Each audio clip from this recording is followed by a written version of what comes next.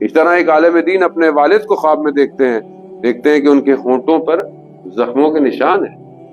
سب کچھ صحیح ہے لیکن ہونٹوں پہ زخموں کے نشان ہیں. کہا بابا یہ ہونٹوں پہ کیا ہے آپ کے؟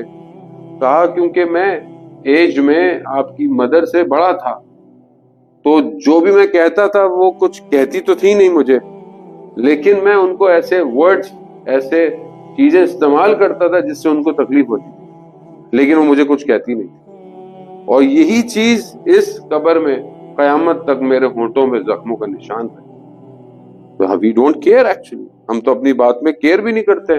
کوئی جملہ کسی کو پھینک دیا مذاق میں، 2-3 دوست بیٹھے ہوئے ہوتے ہیں، ایک کا مذاق اڑاتے رہتے ہیں، کیا پتہ اس کا دل ٹوٹ جائے. کمیونٹی میں کسی کے ساتھ ہم کچھ کہہ دیں، اس کا دل ٹوٹ جائے. اور یہ بات مذاق، بعض اوقات انسان مذاق کر رہا ہوتا ہے، مطلب جو کر رہا ہوتا ہے، لیکن some time it's continue, some time it hurts someone. اور یہ اس کو جب اس کا دل ٹوٹے گا یہ چیز عالم برزخ میں آپ کے لیے مصیبت کا باعث بن جائے گی.